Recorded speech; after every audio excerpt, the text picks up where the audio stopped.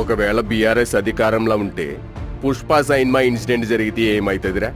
గేమైతుంది 10 మంది ఫ్యాన్స్ పై కేసు ఎడతారు. ఇంకా ఇద్దరు కానిస్టేబుల్ అని సస్పెండ్ చేస్తారు.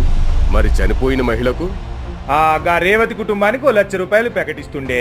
గా చిన్నబాబును గదే మన గాంధీ దవాఖానే ఉండే గందులో పెడతారు. తర్వాత ఏమైతుందిరా? కేటీఆర్ పబ్లిసిటీ ఈవెంట్లకి పుష్పని గట్టిగా వాడేటోళ్ళు. నాకు అర్థమైతేలే.